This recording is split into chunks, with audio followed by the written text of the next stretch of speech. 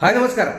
ലബനനിൽ നിന്ന് ഇസ്രായേലിനെ ലക്ഷ്യമിട്ട് റോക്കറ്റ് വർഷം. ഇന്നു രാവിലെ മുതൽ വടക്കൻ ഇസ്രായേൽ നഗരമായ ഹൈഫയിൽ വൻ വ്യോമാക്രമണമാണ് നടക്കുന്നത്. അരമണിക്കൂറിനകം 100-ലേറെ റോക്കറ്റുകൾ നഗരം ലക്ഷ്യമാക്കി എത്തിയതായി ഇസ്രായേൽ സൈന്യം സ്ഥിരീകരിച്ചു. അതിനിടെ ഹമാസ് ആക്രമണത്തിൽ ഒരു ഇസ്രായേൽ സൈനികൻ കൂടി കൊല്ലപ്പെട്ടു. ഇന്നു രാവിലെ മുതൽ ഹൈഫയുടെ വിവിധ ഭാഗങ്ങളിൽ നിരന്തരം അപായ സൈറൻ മുഴങ്ങിക്കൊണ്ടേയിരിക്കുകയാണെന്ന് ഇസ്രായേൽ മാധ്യമങ്ങൾ റിപ്പോർട്ട് ചെയ്യുന്നു. Upper Galilee, central Galilee, Haifa Bay എന്നീ ഭാഗങ്ങളിലാണ് ആക്രമണം ഉണ്ടായത്.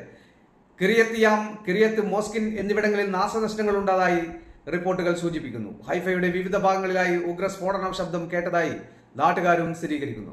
ആക്രമണത്തിന്റെ ഉത്തരവാദിത്തം ഹിസ്ബുള്ള ഏറ്റെടുത്തു. ഇന്ന് രാവിലെ മുതൽ ഹൈഫ ലക്ഷ്യമാക്കി നിരവധി റോക്കറ്റുകൾ അയച്ചതായി ഹിസ്ബുള്ള പ്രസ്താവനയിൽ അറിയിച്ചു.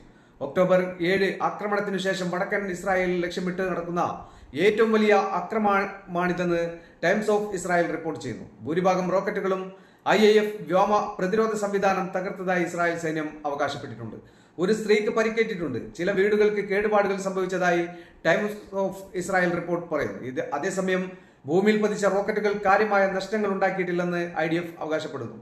അതിനിടെ വടക്കൻ ഗസയിൽ അതിർത്തിയിലുണ്ടായ കരയാക്രമണത്തിനിടെയാണ് 20-കാരനായ ഇസ്രായേൽ സൈനികൻ കൊല്ലപ്പെട്ടത്. ബിസ്ലാമാഷ് ബ്രിഗേഡിന്റെ 17-ാം ബറ്റാലിയൻ അംഗമായ staff sergeant Noa Israel Abdu ആണ് കൊല്ലപ്പെട്ടത്.